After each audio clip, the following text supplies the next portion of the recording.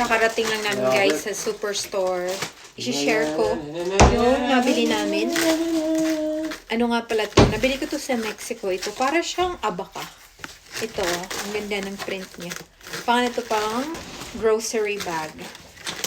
So, nag-crave ako ng seafood. Gagawa ko ng seafood na may gata tonight. Ayan, blue crabs. Swimming crab. Wala palang blue. Crabs lang pala. Wild caught.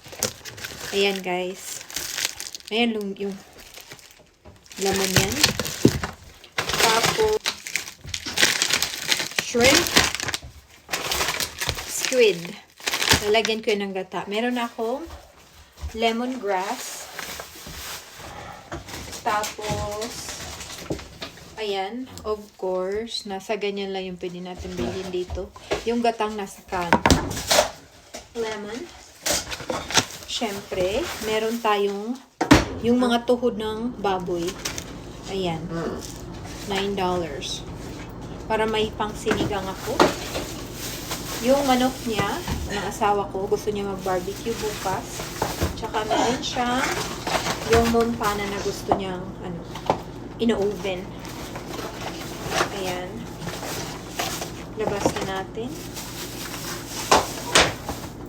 Tapos, meron akong green pepper sa fridge. Pero, lalagyan natin siya ng beans din. Tapos, red bell pepper. Siyempre, sibuyas dahon. Tsaka, maglalagay ako ng konting cilantro. Yan, masarap yung natin later, seafood na may gata. Ayan. Yung pusang gumagala dito, ayan. Naubos na kasi yung cat food niya. So, binilhan ko na naman. Ano to? Chicken beef turkey flavor. Ayan na guys. So, i-defrost ko muna yung mga seafood.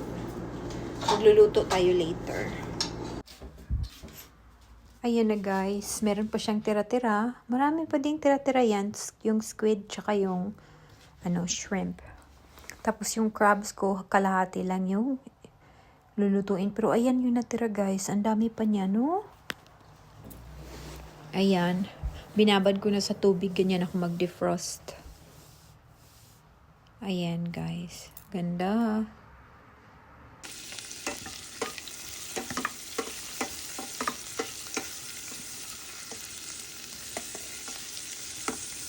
Ayan naman guys. Ayan, halo-halo na yung bell pepper, lemongrass, at kung ano-ano pa. Tapos ilalagay natin siya. Inano ko kasi siya sa sa oil. Tapos ito, parang i-saute natin siya ng konti lang. Para mawala yung lansa niya. Tapos of course, yung gatang dilata na galing sa Thailand. Ayan, rooster. Pakukuluin lang natin yan siya guys.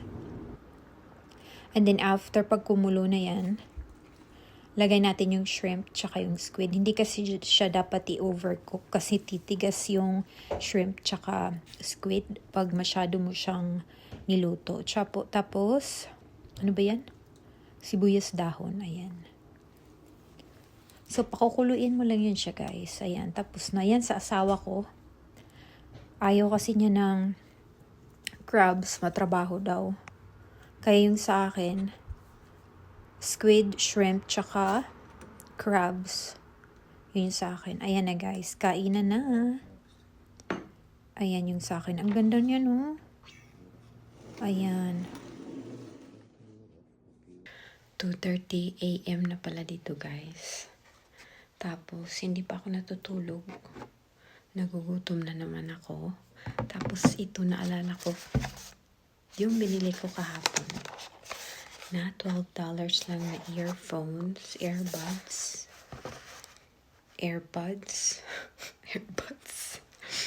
Hindi ko alam kung anong tawag ito. Blue pads. Ayan. Bluetooth. Ako mag-charge. Ayoko kasi yung pa-charge. Ayan, pero ano din yun, mga $24 din. Mahal din yun. Eh. So ito, nakakita ko ng ganito. Sabi ko, matry nga. Kasi ano to, butot. So tingnan natin ano itsura. $12 na. Kaya sabi ko, kung hindi ko siya magustuhan, mapagod ako sa kaka-charge. O diba? Mura lang siya.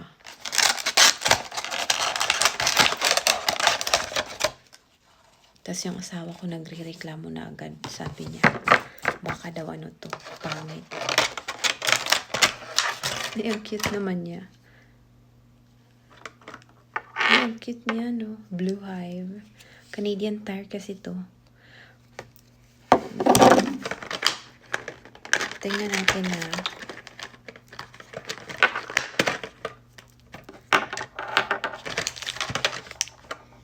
Ay, meron siyang yung ano, earpiece ba yan? Ano bang tawag dyan?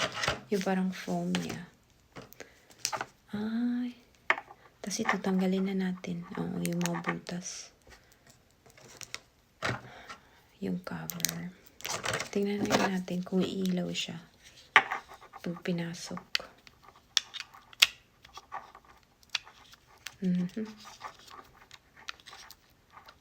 Ay, hindi siya umiilaw. So, paano ko malalaman kung tama ba ang pagkakalagay ko? Kasi yung sa asawa ko, umiilaw yung kanya.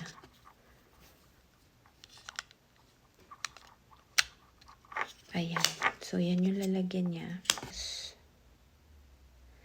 Ayan, oh, may Jabra tsaka JBL. Feeling ko, ano pala yung kanya? Jabra pala yung kanya. Yung ano niya. Ay, nako. Nag-iisip pa ako. Ito pala. Yung kanya. Ayan, Jabra pala. Ayan, makakita mo kasi siya.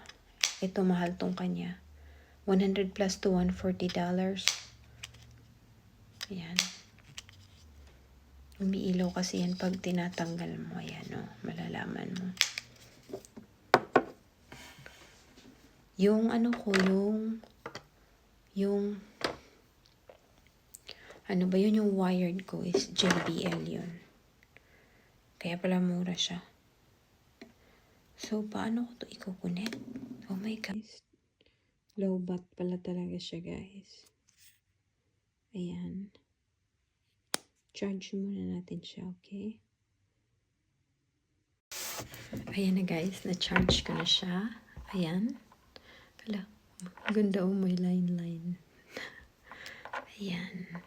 Cute talaga ng nails ko. Ako lang gumawa niyan.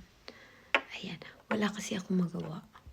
Naka-leave ako sa work for 6 weeks. So, ayan. Pang second week ko pa lang, diba? Kaya ginagawa ko yung nails ko. Ayan na. Try na natin siya, guys.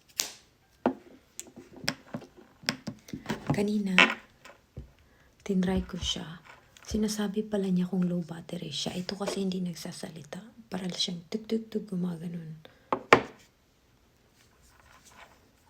Ayan. Nakalagay Blue Hive Blue Pads. Ayan.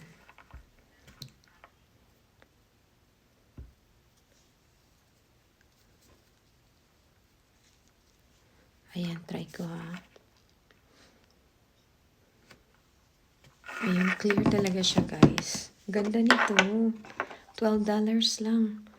Try ko dalawa. Ba't itong kinuha ko?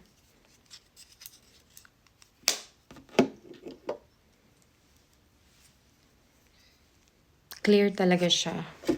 Ayan. Ayan guys. Ang bago kong blue pads.